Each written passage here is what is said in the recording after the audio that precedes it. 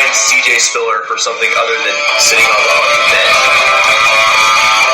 31 other passes that should have been intercepted. So that's why I have David Johnson on my board higher. If you're doing a live draft, wait till you're drunk to draft this guy. We welcome you to the Fifth Down. What up, Fifth Downers? This is the Fifth Down Fantasy Football Podcast. I'm your host, Johnny Slokes, and I have my partner in crime, K-Mill. Yo, back from vacation. What's up, Fifth Downers? Yeah, I know the season's over, but we're not. This will be episode 54, our Fantasy Football Award Show. We want to award all the great players that were on our football teams this year. And I just want to let you guys know that this is the time of the year where you get to talk shit to all the people that you just beat. I highly encourage that. Yeah, I know. Unless you're me and you lost in 3 championship games. That must suck, doesn't it? How does someone do that? I don't know how that happens. It's never happened before. I always come away with, 1. But this year I lost in every single championship matchup. You know what? You must have done something bad where karma just came back and just bit you in the ass or something. I guess so, man. The last 2 years, I get to the championship and I can't do it. I'm like the most chokiest team ever. I don't know. I don't get it. I mean, at least you didn't blow a 3-1 lead. That's true. Yeah, I'm not the Warriors. We're gonna do this show a little bit differently. Obviously, the 2016 season in the on the ropes. We're gonna do it a little bit different, you know. We figured what better way to break into the 2017 year than to give a little bit of foresight into the next fantasy football year. So we're gonna have some talking points along the way. We'll have some different ones, not only through this episode, but also throughout the other ones as well. So let's just, before we get into all that, let's jump into some news and notes. Yeah, there's been some firings. Chip Kelly is no more. I know they also fired the GM as well. No surprise. I was listening to the press conference for the 49ers, and it was pretty funny because one of the reporters was going hard at the owner. He's like, "What makes you feel like?" I don't know the word. I don't know word for word. He's like, but he goes, "Why didn't you fire yourself?" He's like, yeah, what gives you the right to fire the coaches and the GMs when you're the one that's doing all these terrible hirings? What makes you? It's a very fair question. You got to think about it. Ever since Jim Harbaugh left, the team has been complete shit. Like, let's not mince words here. Chip Kelly was. Well, they only give him 1 year, right? Yeah. But the thing is, I get it. I thought that Chip Kelly was a horrible firing from the get-go, but you got to give a guy more than a year, to figure out what you have. You don't just fire him, after you hire him within a year. He basically just made it to where no coach is going to want to go there to coach. I mean, they already owe, I think, $69 million to coaches. That's insane. Yeah, I mean, you got to think about it though. It is kind of enticing position for a coach too, because they're going to be a full rebuild team. So whoever gets hired there is going to have a pretty long leash, because now, the ownership's like, okay, this is a complete rebuild. We have nothing. We are shit. Now we're working our way back up. So he's going to have a good, I would speculate a 4-year, commitment, but at the same time, I don't know with this management. It's pretty horrible. You're going to have to pay me a lot of money to come there. Well, I wouldn't want it. I'll tell you that much. Mike McCoy was fired by San Diego as well, so it looks like they're going to be starting over. They got some good pieces, though. That might be an attractive job. I know you probably heard about Gary Kubiak retiring probably due to health reasons, but he's stepping down as the head coach of the Denver Broncos.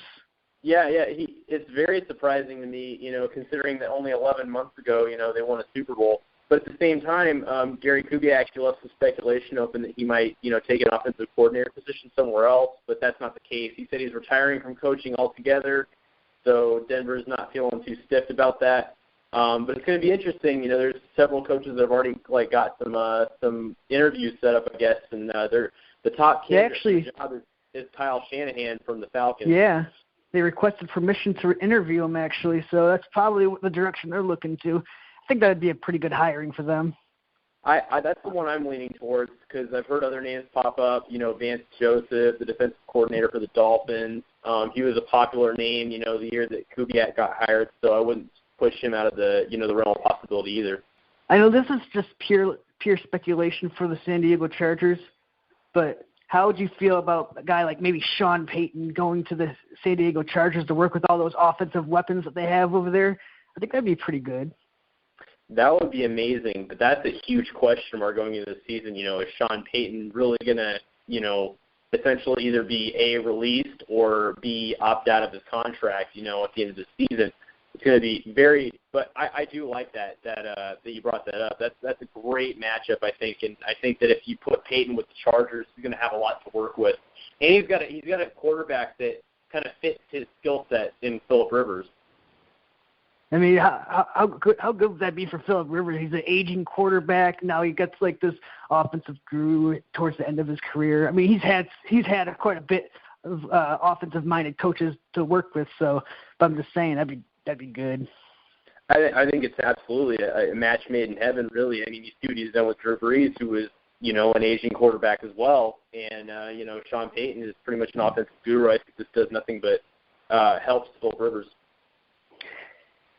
David Johnson fans, do not worry. He did not suffer any major ligament damage in his knee. He did sprain his MCL. He will be back for practice at OTAs in time if he gets like a 6-week injury, so nothing to worry about. It looked pretty bad, though. I know. I love David Johnson so much. I think I'm going to go to his hospital room and kiss his knee and make it feel better. You should just deep-throat it. Just deep-throat his dick. I'm just gonna cut to the chase. Balls I'm deep. gonna go to his hospital room and I'm gonna blow him. He'd love it. I would blow him just because of how good he was for my fantasy team. Even though I didn't win the championship, he led me to the promised land in 3 leagues. So, congratulations, David Johnson. We love you. And bad news for the Houston Texans. It looks like might get Osweiler in the playoffs. After all, Savage, he's under concussion protocol. It's funny because they're playing the Raiders, who are on their third-string quarterback now. So now it's going to be essentially Brock Osweiler, who plays like a third-string quarterback, versus Connor Cook, who is a third-string quarterback. So that's going to be a really interesting matchup. Yeah, I mean, I think they said something like the ESPN's going to lose like $70 million or $75 million just to air this game because nobody's going to want to watch it. Yeah, this is going to be a shitty. You know what a perfect storm though for the Oakland Raiders to get to play the Houston Texans. That's a winnable game for Oakland, in my opinion. Oh yeah, this game is a crap. We'll get into more playoff matchups probably like Wednesday or Thursday though. I don't want to give away too much. Yeah, but I'll just put it this way: if Brock Osweiler is starting, I think I would probably pick the Cleveland Browns over the Texans. Damn. Obviously, that's kind of a over exaggeration. Throwing some major shade. That's how horrible he's played all season. I've been hearing some reports that Antonio Gates says he might come back next year, but I've also been hearing some reports that Hunter Henry is going to be featured next year. What do you make of all this? I say, Antonio Gates, do yourself a favor and just retire. It's over, dude. Like, you have a guy that's competing for you with plays. You're just going to make it more confusing for fantasy owners. And honestly, I honestly don't see him being more than a little used piece next year. Hunter Henry was excellent this year. I think that he's going to continue his ascension next year, and I think that he's going to be that feature tight end in that offense. You hear what Jameis Winston's plans are this offseason? I have not heard that. Steal more crab legs? It's his birthday is coming up. He just wants to have fun, relax, and eat crab legs. He said that in an interview. He said that? Oh, well, yeah. Hey, it's cool with me as long as he's not stealing them, okay? As long as he's not stealing them, no, cool. It was nice to see that he had some humor to it, though. So that was pretty good. I listened to the whole interview, and he was saying all the right things. So that was good. I thought that was funny. Yeah, man. You hear about Michael Crabtree what he had to say about Talib? I heard a little bit of that. That was probably the funniest thing that happened this weekend, I think. He's like, it was a business decision not to knock Talib out. Yeah. Yeah, and then he said something about if he bitched, and the refs would get at him instead of Talib. Basically, saying that he would be the one to blame if there was an issue with the refs. I don't get why Talib did that. What a punk move. Yeah, he's a little bad boy, man, and I hear from all the Denver fans, they want him around. To be honest, dude, I think he's kind of classless. He has been kind of all year. He's been starting trouble. You see him? He was making fun of the fact that he did that to him on the bench too. I know, yeah, he's joking around with teammates and stuff, but this whole year he's kind of been a distraction. Honestly, I don't think he's worth the problem. He's a cancer. I mean, maybe that's why he's been on 3 or 4 different teams already. I think that's why too, because Bill Belichick doesn't play that shit. That's why he let go of him early, and he ended up with the Broncos. But yeah, no doubt, kid's got skill, but he needs to learn how to shut his mouth and stuff. All right. You know what I've been hearing lately? I want to bring up Tyreek Hill. It's people have been making an interesting comparison from Tyreek Hill to Cordell Patterson's rookie year. Cordell Patterson in 2013, he had 9 touchdowns. He had 4 of them were from receiving, 2 of them were for kick returns, and 3 of them were rushing touchdowns. Obviously, Tyreek Hill has 12 touchdowns, but they both had kind of similar usages. Obviously, Tyreek Hill had better numbers though. Yeah, I think it's too early to say, but I definitely think that there are some players that just flash and burn, that could definitely happen with Tyreek Hill. And to be honest with you, I'm not completely sold on him. I think that he was kind of a nice specialty player this year. I see him more of, going forward as being more of a Dante Hall type of guy, They both played for the same team, and I think that he could just be kind of a special team specialist, from now on. See, I don't really think it's fair to compare him to Cordell Patterson, because he actually had Tyreek Hill had 61 receptions this year. I think he's more comparable to a guy like Percy Harvin, because they both had about the similar amount of receptions their rookie year, similar amount of touchdowns. They're both kind of the same player. I think obviously Tyreek Hill is a lot more explosive, and he got to deal with the fucking migraines, But I don't think that's more of a good comparison for him. Percy Harvin on steroids. Yeah, exactly. What do you think? Do you think we've seen the last of Tyrod Taylor in Buffalo? I mean, he said it himself. We'll see what they say. And to be honest with you, man, I think that sweeping changes are happening in Buffalo. I mean, you saw it with Rex Ryan. It sounds like it's just a dysfunctional organization, from the GM down. I don't know. I can't speculate on that right now. I mean, I know they're obviously going to have a change in management, so that's not going to help very much. He does have 2 really good strengths, though. He's really mobile. He has a good deep ball. But my question is, where did his deep ball go this year? You just didn't really see it. I mean, obviously, all the receivers being injured didn't help, and he was playing through a groin injury all year. I didn't know about that till recently. But it just seems like he didn't really pass the eye test for me. He seemed like he was a bit impatient in the pocket. He kind of scrambled out of clean pockets, rolled out to the sideline, made these half-field reads, and he didn't really see the middle of the field very much. It seemed like the play was opening over the middle a lot, and he just didn't see him. And for him to have a $16 million cap hit next year, do you really want to pay him that kind of money? I mean, or you let him hit the free agency? Because keep in mind what Osweiler got last year. Yeah, I mean, it's possible, but I think teams are going to be really weary of that. I don't know, to be honest with you. I think he's guaranteed a lot of money, but he had a lot of injuries this year, so let's not take anything away from him. I think that it's just going to remain to be seen whether this management wants to move forward with him. But, I wouldn't put it out of, the realm of possibility that a team like, I don't know, a bottom tier looking for a quarterback, maybe, I don't know, the Jaguars, if they decide to cut ties with BB altogether, they could definitely, splurge in the free agency. I think they're going to pick up his. I think they're going to pick up his 5th-year option. Or is it? I think 4th year? I think they'll be with the Bills next year. That's my prediction. But this organization, I can't make heads or tails of them. All right. Who in your mind is the fantasy football MVP, regardless of position? I got to go with David Johnson, man. I mean, think about it this way: he had over 2,000 all-purpose yards and 20 TDs. Over 2,100. Yeah, nearly. And you said 20 touchdowns. He's my MVP as well. I think it's pretty unanimous. He's just been everything you want. I think he was a top 12 running back every single week this year, except for 1 week, and I think that was week 4 against the Rams, I want to say. I could be wrong, but I think that's what it was.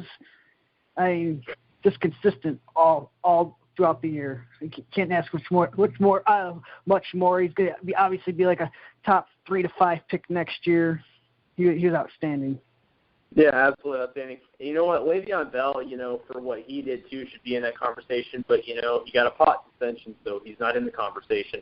I think that pretty much unanimously, anybody should say that David Johnson is the MVP this year, or at least is in the conversation. I mean, he was absolutely incredible this year. Well, I mean, if you look at other positions, we can go to quarterback. I think with quarterbacks, for me, it's between Matt Ryan and Aaron Rodgers. Rodgers had more touchdowns. Matt Ryan had a better passer rating. He had more yards. So you can go either way, I think. Yeah, I tend to veer towards Matt Ryan because think about it this way. For the value that you could have got Matt Ryan at, you're looking at like 7th round at least or later value. Like a really lot later late. than that. It was double-digit rounds. Really, well, that's what I mean. I don't know what your draft format is, and I don't know how many picks you have, but I think that Matt Ryan, unanimously, for the value you could have got from him, I mean, he was averaging 309 yards per game, nearly 5,000 yards passing this season, and 30 touchdowns and only 7 interceptions. So, you can't really beat that, especially for, a fantasy football quarterback that you could have gotten for next to nothing. I think the reason why I picked David Johnson over both of those guys is I think David Johnson was the only player in the top 10 overall scoring that was not a quarterback. That's true. All right. Who was your Blue Falcon of the year, regardless of position? This was really tough for me, but I think of where you had to get him, the one that fucked your team over the most, I think, is AP, because you had to get him in the first round. Let's try to avoid players that got injured, though. Oh, okay, all right. Well, I'm going to have to go with just from a value standpoint, DeAndre Hopkins. I mean, you had to get him in the first round, and with Brock Osweiler's play this year, he completely fucked your team over left and right. So there's just no getting around it. Yeah, see, I was looking at either Hopkins or Allen Robinson, and at first I went with Allen Robinson because I was like, oh, dude, he was fucking terrible. But now that I think about it, it should be Hopkins, just for the fact that Hopkins went even earlier than Allen Robinson, and Allen Robinson actually finished as wide receiver 29 in PPR leagues. So you're still wide receiver 3 at that point. But Hopkins finished wide receiver 41. He wasn't even a wide receiver 3, so that's pretty bad. Yeah, and think about this. He only had 788 receiving yards this year and only 4 TDs. I mean, think about last year and the tear he went on. And just think about where you had to get him. That's probably first round. Like, you had to get him like almost top 5. Almost. Yeah, I know. Yeah, it was ridiculous where you had to get him. I mean, huge disappointment. So he is definitely the Blue Falcon of the year. And you want to know, I'm going to be really mean right now, because here's another reason why I picked him is, how good do you think he actually is? I always hear people say, oh, he's so talented. But it's like, every time I watch him play, it looks like he struggles to get separation. Every catch he does make is contested. Seems like he needs to get peppered with targets to have a good game. Like, the question is, could he have a good game if you give him 6 targets? No. Yeah. You know what? I think you bring up a really good point, because I never really quite thought of it until you brought it up, a couple weeks ago. But you're right.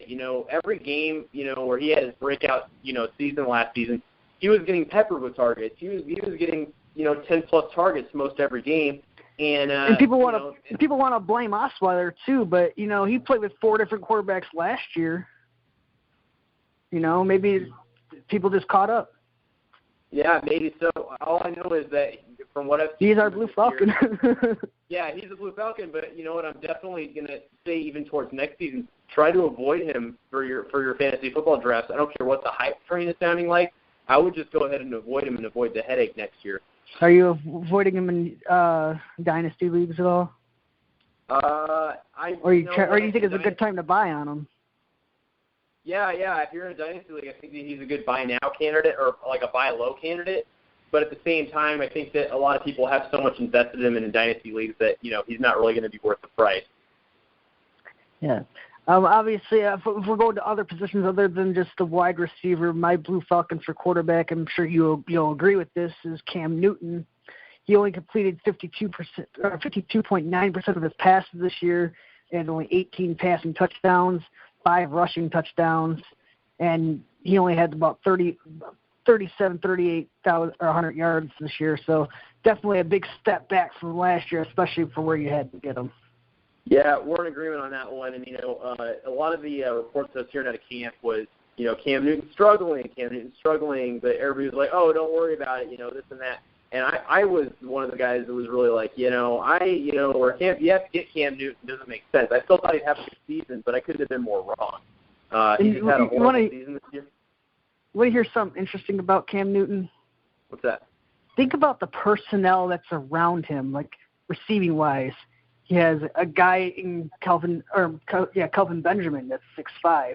He has Devin Funchess, who's a clone of Kelvin Benjamin. He's like 6'4". And then he has Greg Olsen, that's like 6'6". They're all really big-bodied targets that have like a wide radius. Don't you think that maybe they got those players on purpose because he's just not a very accurate quarterback? I mean, part of me wants to say yes, but, I honestly, I told a lot of people that last season for Cam Newton was an aberration. Like, that was like, there's no way he's going to be able to ever replicate that ever again. It's not going to be, this is going to be a yearly thing for him. It was an aberration in my mind. And well, yeah, just look at all the years before that. He never put up anything close to that. Yeah, exactly. So that's what made me hesitant. And I'm like, everybody's trying to buy on Cam Newton, and I'm like, I would stay away from him. Like, I didn't even want to touch him in dynasty leagues because of this very thing. For running back, I'm sure we both will say it's Todd Gurley. Oh yeah. Considering that in some leagues he got drafted number 1 overall. Oh yeah, definitely. Yeah, his jersey number is what his yards per carry was, 3.2. For tight end for Blue Falcon, I went with Gronk. I think you only had like 5 or 6 games healthy with him. You didn't get to use him in the part of the year that you needed him during the playoffs.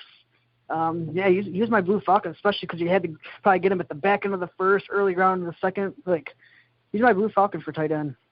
Yeah, I mean, that's pretty much unanimous for me, too. A lot of these guys are very similar in our minds, and I think they are in a lot of people's, fantasy football awards. But Gronk was a disappointment. You're right. I don't think I can add anything to that. You said it perfectly. And some of these other players, they could be considered Blue Falcons, but I don't like to fault them for being injured. So I made up an award called the Injury Bug Award. Who do you think is like obviously you're gonna go with AP on this one? Yeah, definitely. I mean, but the only reason I'm really going with AP on this one was because I knew people were getting him in the first round. And I knew that he was going to hit a wall, whether it be this season or next season. I knew it was coming. And look at his performance before the injury and after the injury. I mean, it was just not there. I think he was averaging, you have to correct me if I'm wrong, but I think like 1.4 yards per carry. It was horrendous. Well, even if you take away this year, our buddy Jamie was telling me like the last 11 games that AP has played in, he's only averaged over 4 yards a carry twice. Yeah, and that's a huge decline in his uncertainty, man. I mean, I would be very hesitant. I don't see him back in Minnesota either. Yeah, I don't know what's going to happen with AP, but just this season alone, I mean, his yards per carry was horrible when he was healthy, supposedly. And even when he came back from injury saying he was healthy, he was not good. So I'm going to go off his performance when he was healthy, and he was just not good. Yeah, my injury bug winner this year is Keenan Allen, because I know how we were both really high on Keenan Allen this year. I know you were talking about it's such a shame because of the fact that he loses another year of his prime. He loses another year with an aging Phillip Rivers, and it really sucks. But, you know, especially because if you were like one of those people that drafted, like say like a DeAndre Hopkins in the first round and you fouled back up with Keenan Allen, like that really hurt you. It made things really rough for you this year. Yeah, it definitely did. Yeah, and I this year, my dynasty team especially, I put a lot of stock into Keenan Allen's performance this year and his ability to stay healthy, and that just didn't happen, and it hurt my team. So, it really hurts. Yeah, especially where you said, Phillip Rivers, another year of his prime, because he's only got, maybe 3 or 4 seasons left, I think, in my opinion, before he's going to retire. And Keenan Allen, I mean, now he has a significant, ligament injury. I mean, and I know that a lot of people bounce back from those injuries, so I'm not really too concerned about it. But at the same time, he did suffer a significant injury, so you definitely have to keep an eye on that, especially in dynasty leagues. Yeah. Just some other honorees. I mean, the quarterback position was pretty healthy this year. There wasn't too many major injuries because you could go with Jay Cutler. He only played 5 games, but I think that had more to do with the fact that the Bears just didn't want him to play. You could also go C.J. Anderson. You can go Sammy Watkins. For tight end, you could probably go Tyler Eifert because, he only played in a handful of games. Let's go over to the best value for 2016. Try to avoid people that were picked up on the waiver wire. Like, you actually drafted these people at a good value. Who would you give it to? Well, I'm gonna, I pick a guy that you probably drafted on the back end of your draft if you did take him, and that would be Michael Thomas. He was he's probably more of a waiver wire gem actually. I drafted him. I drafted him in like the 11th round. I was a guy that believed in the talent. Yeah. Well, okay. So yeah, if you were smart enough and you took a chance on a guy like Michael Thomas, towards the end of your draft, he paid dividends. I mean, he had a breakout year with Drew Brees at quarterback. He had 883 receiving yards and 8 touchdowns, and that's fantastic for a rookie. Yeah, he had probably one of the best. Well, not want to say one of the best rookie seasons ever, but it's definitely up there. Yeah, it was incredible. He really meshes with that offense, and I'm actually really excited about what the future brings. Even with an aging Drew Brees, I think that he's a nice addition to that offense. I'm going to go with Garrett Blount. He was the 38th. Oh, yeah. He was the 38th running back off the board, and in PPR, even in PPR leagues, he finished as RB8. What do you have? Something like, I think he had 19 touchdowns this year. Yeah, it was incredible. Yeah, it was 18. He's a guy that we both counted out all season. We were like, no, we're not really looking into this. Try to backfield. You got James White, you got Deion Lewis coming back eventually.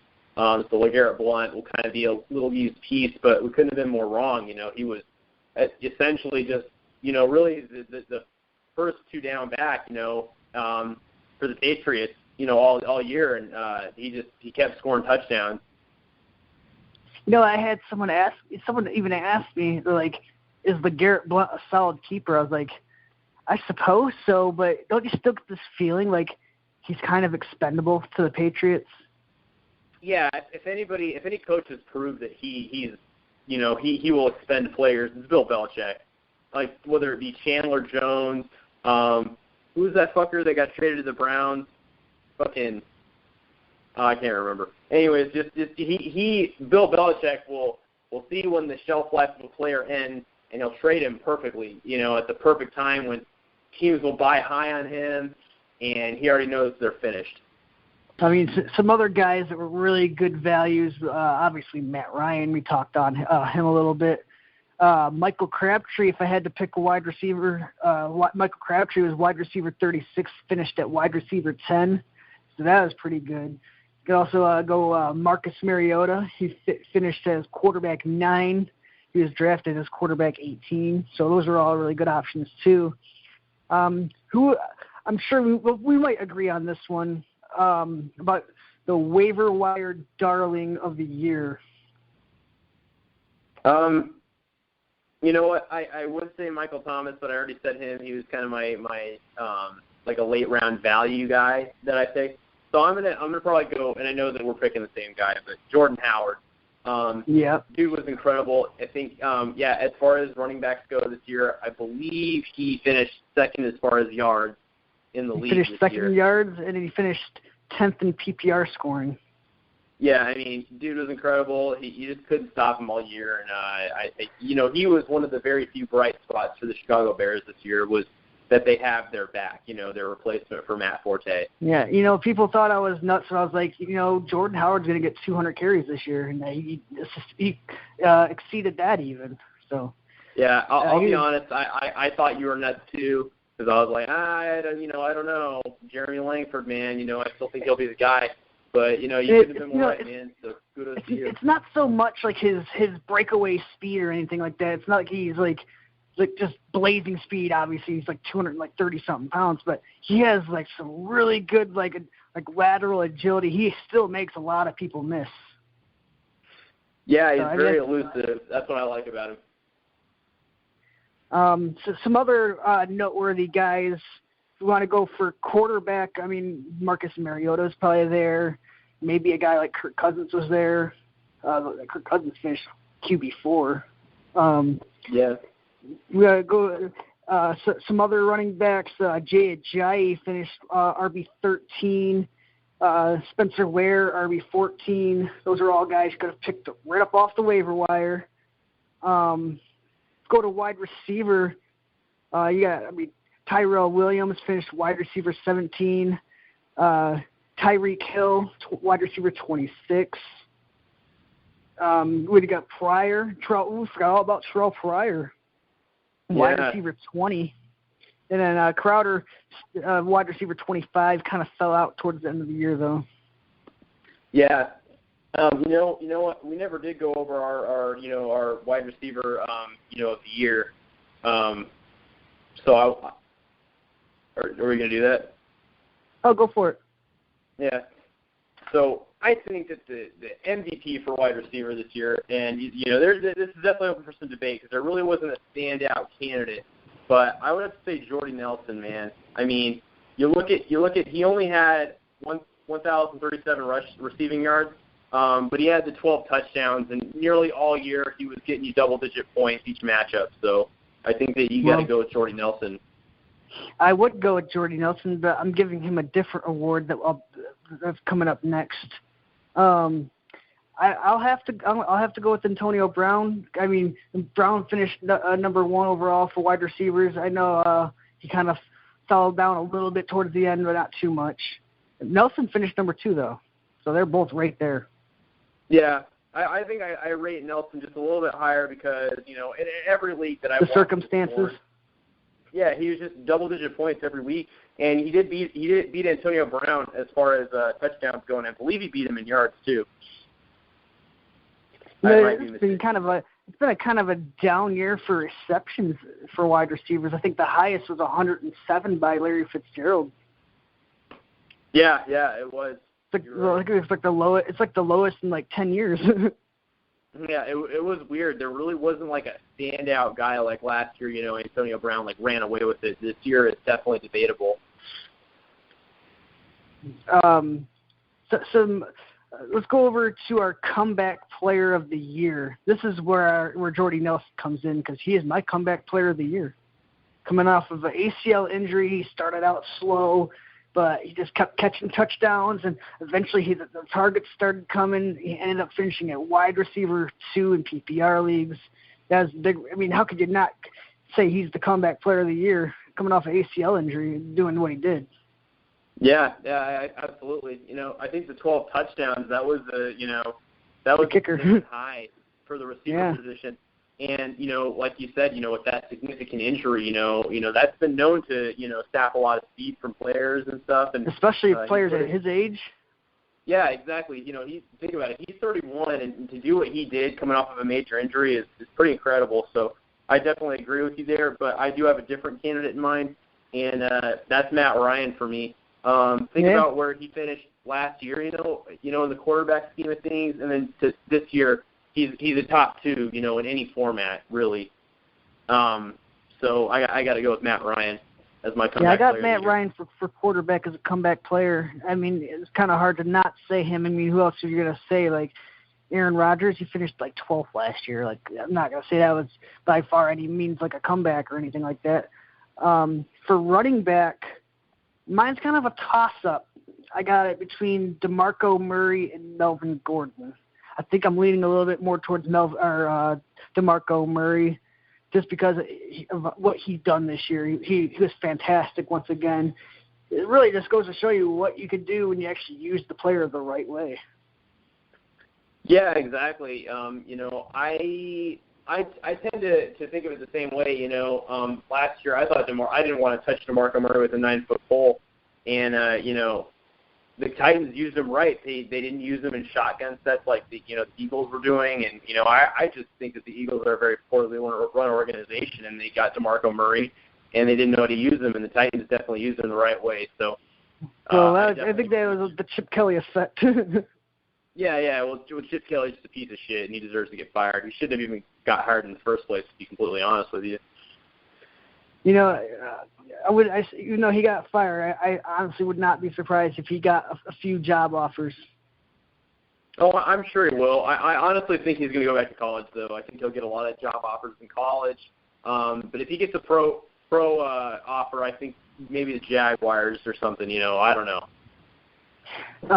If we had to do a tight end comeback player of the year, you have to go with the tight end 1 overall, Travis Kelce, because, he had a bit of a disappointing year last year, and this year he finishes the number 1 overall. Yeah, I was just going to say that, not only is Travis Kelce my comeback tight end of the year, but he's also my tight end overall winner of the year, too. Yeah, you have to give it to him. You have to. I mean, guy was incredible. Had 3 touchdowns on the season, but from a PPR standpoint, though, he was amazing. Yeah, from a PPR, any PPR format, he was just incredible for you. I regret trading him away mid-season in one of my leagues. I sold him high, and I thought that he was going to see a bit of a decline, but he didn't. He just kept churning. He was great. Now these next players I want to go over, they're not necessarily busts per se, but you could say that they are pretty disappointing. This is like the disappointment of the year. Who's your disappointment of the year for quarterback? I got to go there, Blue Falcon. I got to say Cam Newton. He was big disappointment. I would say Brock Osweiler, but at the same time, he was only on. I think it's kind of hard to give it to Cam Newton just because I think he was worse than a disappointment. Yeah. Okay. All right. That's true. Honestly, I just want to zero in on Brock Osweiler, but at the same time, he wasn't owned in enough leagues to even be credible. So I'd have to go with Carson Palmer. Yeah, I would agree with you there. He was a big. He was probably like the 7th or 8th quarterback off the board. He finished at quarterback 20. Yeah, very true. Yeah, I think that another guy I want to bring up. He wasn't necessarily like a high pick, but Eli Manning, man. I mean, just what a there's another one. Season he's had. I mean, you can even go as far as consider Russell Wilson a disappointment. I mean, he still finished at quarterback 12, but you got him in the 4th round for the 12th best quarterback. That's kind of disappointing. Yeah, and the other thing is too is Russell Wilson. He had his big games here and there, but when he wasn't having a big game, he was having a complete garbage game. So he helped your team some weeks and he hurt your teams others. Well, I don't even know if it was so much Russell Wilson. It's just that offensive line is like a college line, it's really bad. Yeah, they're garbage. From a running back standpoint, who is a running back that really disappointed that you were expecting more out of this year? This one's I hate to do this. I hate to be repetitive, but you got to go with Todd Gurley. A guy that was getting drafted number 1 overall, and even we knew that he would see a decline from last year because all defenses would key on Todd Gurley because the Rams aren't a good team. But at the same time, I don't think any of us were braced for what happened this year. Complete disappointment, and think about it. Your number 1 overall would just completely shit on your team. I will say, though, one positive note about Todd Gurley is he started to work on his receiving skills a little bit, and that's what kind of kept him from completely tanking. But it was nice to see him get involved more in the passing game, but I don't really think they had much of a choice. He ended up finishing RB 18. In most leagues, he was the first or second running back drafted. So that's pretty disappointing. That's very disappointing. My disappointment is more personal because he was my first-round draft pick, is Lamar Miller. Yeah. The touchdowns, they never came. He was dealing with injuries all throughout the year, the little nagging injuries. And then sometimes he'd play when he's injured, but then he'd end up sharing the ball with Alfred Blue and Brett Grimes. And it was a really frustrating year if you're a Lamar Miller owner. Because he was typically like a third or fourth running back taken off the board, and he finished RB 16. And he's a guy, and I'll remind you from our preseason podcast, he was a guy that we both had tagged as, could potentially finish as RB1 overall. We were very high on Lamar Miller coming into the season, I just didn't expect Osweiler to be as big. I can't. He doesn't even deserve to be called Osweiler anymore, and I'm sick of calling him Cocksweiler. I'm just going to call him Ass Wiper because that's what he is. But the whole offense struggled because of him. Yeah, it did. And you know what? But honestly, I'll put a little bit on Lamar Miller because he put on some weight in the off season, and it looks to slow him down a little bit. And not to mention that he was more injury prone this year than he has in the past. And that's the thing. He's never been an injury prone back before until he started getting all these carries. I know, and but you know what else? I think it's also because he put on a little weight in the off season, and I will also key in a little bit on fucking Bill O'Brien, that fucking fuckface head coach from the fucking Houston Texans, because he was the one mixing Akeem Hunt in there, Rick, or I don't know if his name is Rick Grimes, but Grimes and Blue, and he was mixing all of them up in there and shit, and I'm just like, fuck, dude, give me my number 1 RB, fuck. I don't think we need to go over wide receiver much. We'll probably both pick this like A-Rob and Hopkins as disappointments. I'll throw in another name. I'll throw in fucking Brandon goddamn Marshall, dude. That dude was a complete disappointment. He looks like shit. And he wasn't a disappointment to me. What's that? So he wasn't a disappointment to me. I kind of seen it coming. Well, maybe not seeing how bad Fitzpatrick was going to be, but I kind of thought, he was going to have a down year, and he did. Yeah, I thought so too. I didn't draft him in 8 teams, but I traded for him. I bought low on him in a couple leagues, and he ended up burning me on those. So, I guess I get what I get, but, some names I could throw out there is Des Bryant, Alshon Jeffrey, Kelvin Benjamin. Like they all had pretty disappointing years too. Yeah, that's true. It was a really bad year for the wide receiver position. It's an interesting stat though. 29% of the people that drafted a wide receiver in the first round won a championship, compared to 16% in 2015. Do you have any idea why that is? Why is that? I know, I'm asking you. No, I don't know. I was going to say that's very surprising to me because coming into this year, the draft strategy was 0 running backs and this and that. But I would think that if you did the 0 running back strategy, that your team was nowhere even near the playoffs, to be honest with you. Well, why considering the wide receivers that you would have got in the first, second, and third rounds, think about the disappointments that were there. Well, there was some good ones, but I think the bigger reason why 29% of the people won a championship if they drafted a wide receiver in the first round, it all goes back to last year. Think about how bad the running back position was last year. it probably made people want to draft a wide receiver in the first round more often. So more people are drafting wide receivers in the first round. So that therefore more people are winning championships if they drafted a wide receiver in the first round. Like, let's suppose that. Like, you got to think only like 2 or 3 running backs probably went in the first round. You know what I mean? Yeah, I definitely agree. So, I mean, that's just my take on it. But getting back on topic, who was your disappointment at tight end?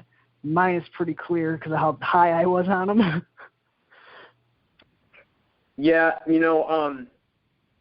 mean, I hate to keep beating a dead horse here, but you got to go with Gronk. I mean, from just where you had to get him, there was really no other tight end that was even within a couple rounds of him, that you would have jumped up and got. I mean, I guess you can make an argument for Jordan Reed because, he was injured a lot of the season, or here or there in the season. And he definitely disappointed for your fantasy football playoffs. But you got to go with Gronk. I mean, he was really only healthy for 5 or 6 games, and then the rest he was unhealthy.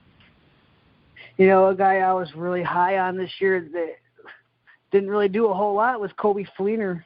I thought he was going to be pretty good. You weren't feeling him very much, rightfully so. Finished as tight end 15.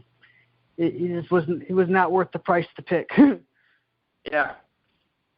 Because you had to probably get him the 6th round. That's no bueno.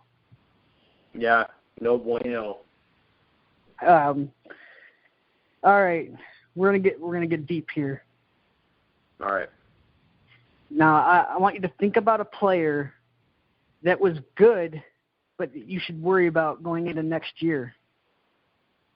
A player that had a great season that you should worry about going into next year. Okay. All right, hold on. I think I have a player in mind. All right. What do you got? I'm going to say Devontae Freeman. He had a very good year this year. Again. And I said last year too, actually. But the fact that Tevin Coleman is explosive as he is when healthy should really, really spell. And I think a lot of people are going to be really on the Devontae Freeman train for what he did this year. They're going to not be hesitant about him. But I'm going to say the same thing I said last offseason. Tevin Coleman, man, they're definitely not shy about mixing him in there.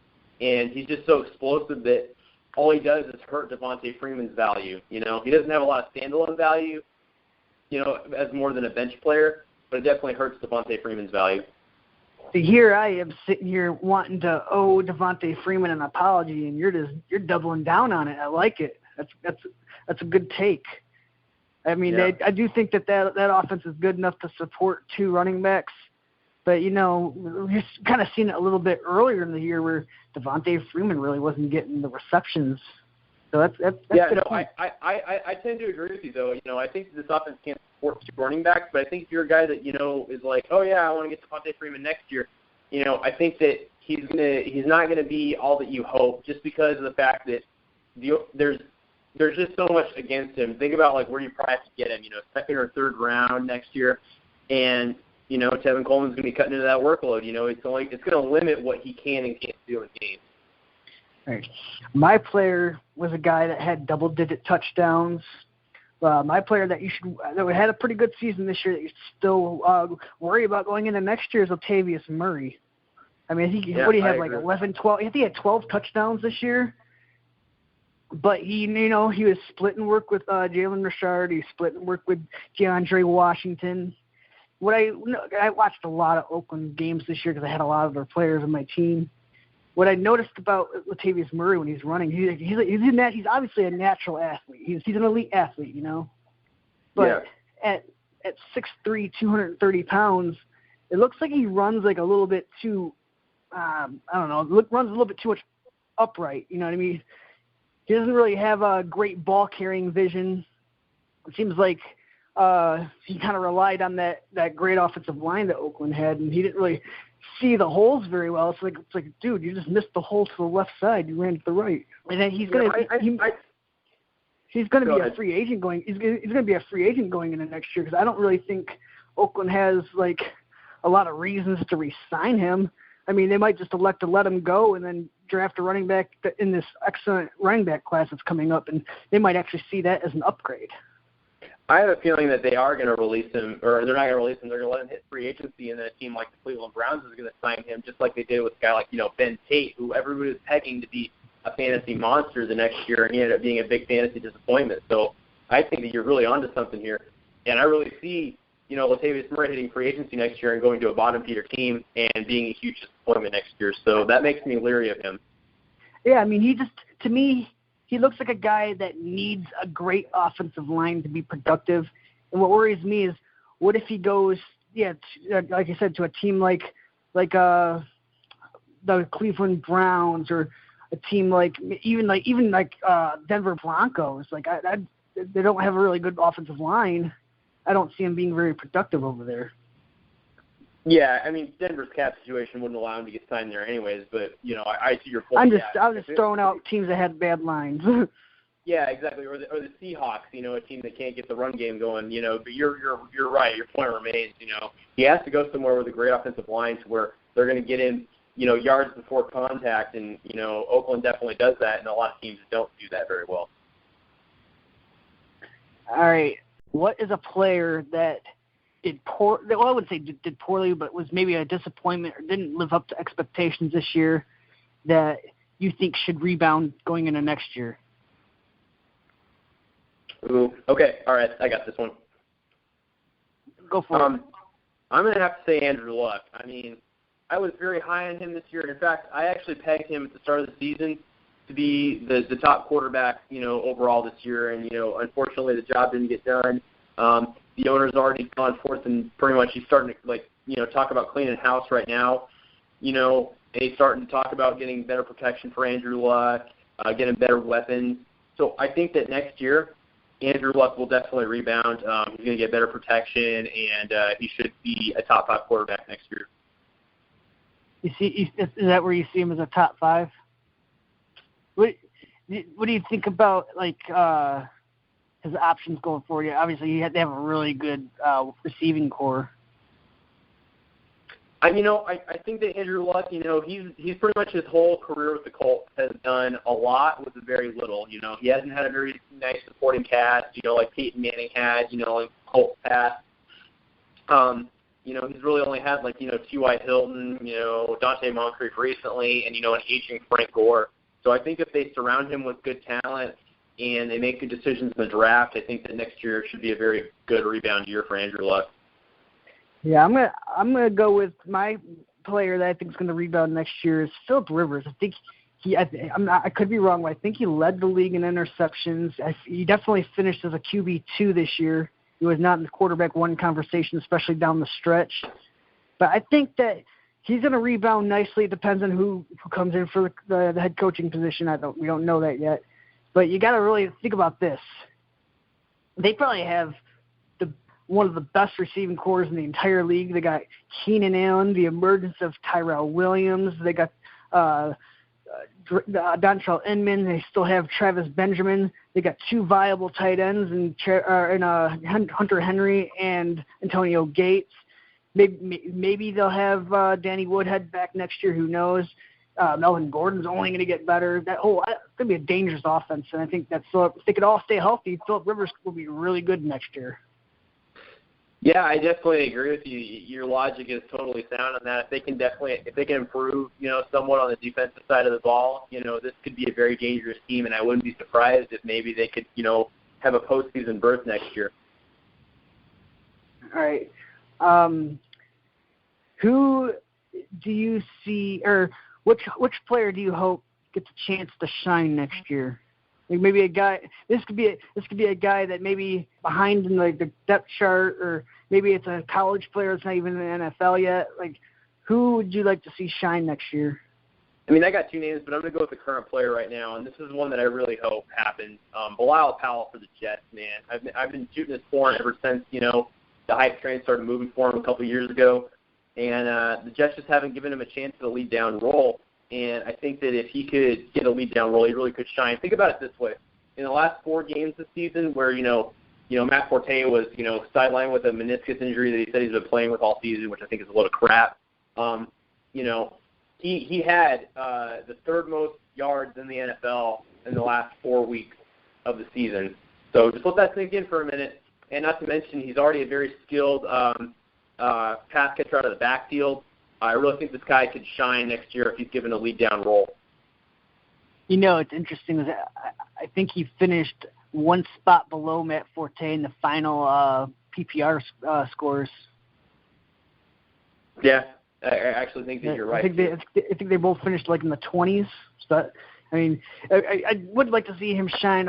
I'd have some speculation, though, that they might draft Leonard Fournette, so that he might not even get the chance.